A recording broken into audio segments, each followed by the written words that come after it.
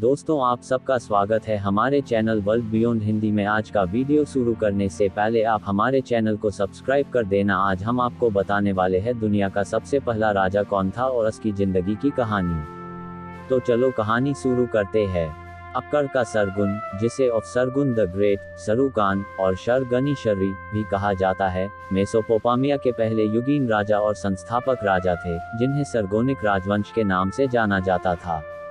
सरगुन ने मेसोपोटामिया पर 2334 से 2279 ईसा पूर्व तक शासन किया, जबकि एक्कादियन साम्राज्य के उनके मशालवाहक ने उनके निधन के बाद एक सदी तक इस क्षेत्र पर शासन किया, जब तक कि गुटियन राजवंश ने ईसा पूर्व 3वीं शताब्दी के अंत में मेसोपोटामिया पर शासन करने के लिए सर्ग राजवंश को विस्थापित कर दिया। एक विनम्र शुरुआत से, एक मंदिर के पुजारी के एक नाजायज बेटे के रूप में जन्म लिया, जिसने उसे यूफ्रेट्स नदी पर एक टोकरी में रखा था, जिसे पानी की एक दराज द्वारा खोजा गया था ताकि पूरे मेसोपोटामिया पर शासन करने वाले साम्राज्य की स्थापना हो। सरगुन को एक किंवदंती माना जाता है, जिसका अद्भुत फारसी साम्राज्य भर में किस्से मनाए और सुनाए जाते हैं। वह पहला सम्राट था जिसने 24वीं और 22वीं शताब्दी ईसा पूर्व के बीच अपने राजनीतिक शिखर पर रहते हुए 24वीं और 23वीं शताब्दी ईसा पूर्व के दौरान सुमेरियन शहर राज्यों पर विजय प्राप्त की। 8वीं से 7वीं शताब्दी ईसा पूर्व के नव असीरियन साहित्य ने उन्हें एक महान व्यक्ति के रूप में प्रतिष्ठित किया, जबकि लाइब्रेरी ऑफ एशरविनिपल ने एक सरगुन जन्म कथा के टुकड़ों सहित गोलियों को संरक्षित किया। बचपन और प्रारंभिक जीवन 7वीं शताब्दी ईसा पूर्व के अनुसार नव असीरियन पाठ, जो कि सरगुन की आत्मकथा होने का दावा किया जाता है, वह एक उच्च पुजारी के एक नाजायज बेटे के रूप में पैदा हुआ था, जो उसे चुपके से बोर करता था और उसके जन्म के बाद यूफ्रेट्स नदी पर उसे एक टोकरी में ले जाता है। उन्हें पानी के एक दराज, अक्की से मिला, जिन्होंने उन्हें अपने बेटे के रूप में पाला और बाद में उन्हें अपने माली के रूप में शामिल किया। सरगुन को कभी पता नहीं चला कि उसका जैविक पिता कौन था। सुमेरियन सरगोन किंवदंती हालांकि नाम लोमिब्यूम के रूप में उल्लेख किया है। किंवदंती में यह भी उल्लेख है कि उनका मूल स्थान अजुपिर्नु है।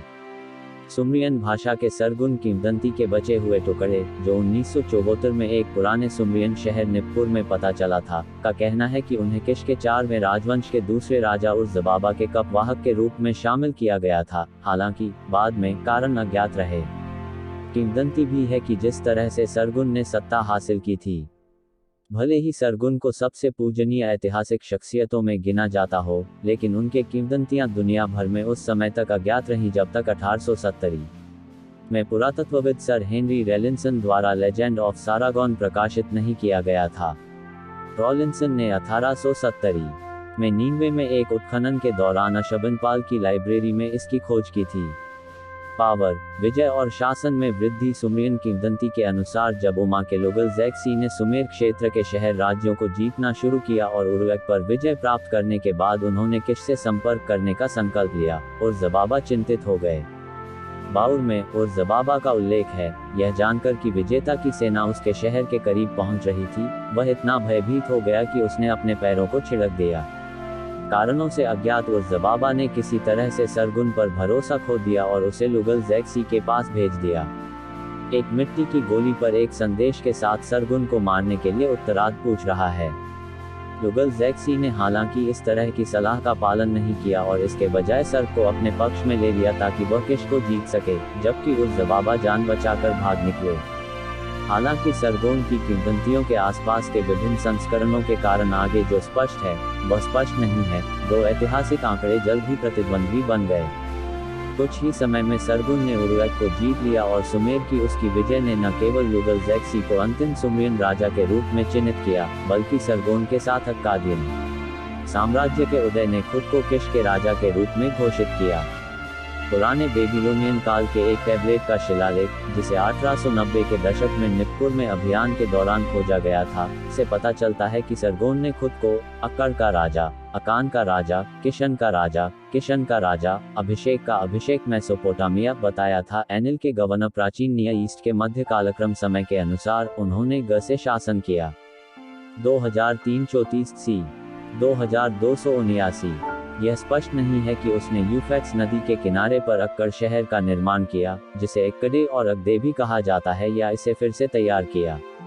यह शहर न केवल अक्कादियन साम्राज्य की राजधानी रहा, बल्कि लगभग 1.5 शताब्दी तक मेसोपोटामिया में एक प्रभावी राजनीतिक शक्ति भी रहा। किश के बाद उन्होंने उर और ईनिनमार सहित मेसोपोटामिया पर बहुत विजय प्राप्त की, ओमा को जीत लिया और नष्ट कर दिया। ऊपरी मेसोपोटामिया और इबला, यर्मिती और मारी के लेवन समावेशी क्षेत्रों पर कब्जा कर लिया। उसने 4 बार सीरिया और कनान पर आक्रमण किया और एलम और मारी से श्रद्धांजलि एकत्र की। उनकी विजय ने उन्हें भूमध्य सागर से फारस की खाड़ी तक, उच्च समुद्र से लेकर निचले समुद्र तक शासन करते हुए देखा। सरगोन ने मेसोपोटामिया से परे अपने शासनकाल का विस्तार किया और एक गोली के अनुसार वह 34 लड़ाइयों में विजयी रहा। उसके शासन में अक्कड़ और सुमेर के शहर राज्यों के एकीकरण ने धीरे धीरे मेसोपोटामिया की राजनीतिक शक्ति और आर्थिक विकास में वृद्धि देखी। उनके शासनकाल को व्यापार के प्रभाव और विकास के साथ चिन्हित किया गया था, जो कि मगन के तांबे से, लेबनन के देवदारों से लेकर अनातोलिया की चांदी की खदानों तक फैला था।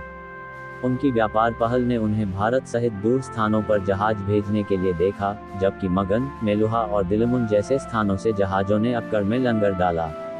सदियों पुरानी मेसोपोटामिया की महाकाव्य कहानी एच साटाम्रियारी या ऑफ किंग ऑफ बैटल, राजा नूर डगल और एनाटोलियन द्वीपों के उत्तर पूर्व के शहर पुरोहितांडा में अपने व्यापारियों की रक्षा के लिए उनके अभियान का वर्णन करती है।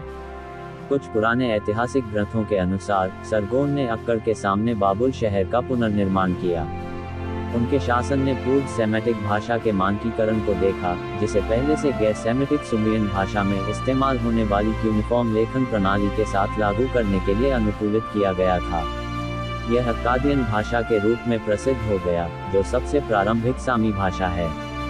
उन्होंने अपने शासनकाल के बाद के वर्षों में सभी भूमि से विद्रोह के रूप में अकाल का क्रोध का सामना किया।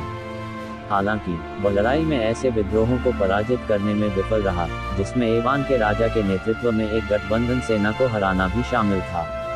बाद के बेबीलोन के ऐतिहासिक पाठ babe Chronicle of early Kings इस तरह के विद्रोहों की एक कथा देता है। वह अपने बेटे रिमुश द्वारा सफल रहा, जिसने सी से शासन किया। 2279 ईसा पूर्व से 2270 ईसा पूर्व और बाद की मृत्यु के बाद सरगुन के एक और पुत्र मनिष्टुशु ने सिंहासन पर कब्जा किया। अक्कादियन साम्राज्य के सरगोनिक राजवंश के उत्तराधिकारियों ने मेसोपोटामिया पर शासन किया जब तक कि वे 3वीं सहस्राब्दी ईसा पूर्व के अंत में गुटियन राजवंश द्वारा विस्थापित हो गए।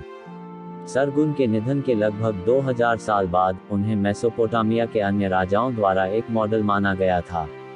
मेसोपोटामिया आधारित असीरियन और बेबीलोन के शासकों ने खुद को अपने राज्य का उत्तराधिकारी माना। सरगम के पोते और मनीष्तुशु के पुत्र नारम सिन अक्कादियन राजवंश के सबसे विख्यात राजाओं में से एक के रूप में उभरे, जो मेकाकोदाद के देवता होने का दावा करने वाले पहले मेसोपोटामिया के राजा बने और साथ ही साथ किंग ऑफ द टाइटल भी अर्जित किया, the 4 quarters king of the universe. 1931 में एक अक्कादियन राजा का एक कांस्य सिर पता लगाया गया था, जिसे या तो सरगुन या नारम पाप का माना जाता है। व्यक्तिगत जीवन और विरासत एक अल्बास्टर फूलदान के एक ही हिस्से में पाए गए एक शिलालेख से यह माना जाता है कि तशालतुम सरगोन की पत्नी थी, जो अक्कड़ की रानी बन गई थी।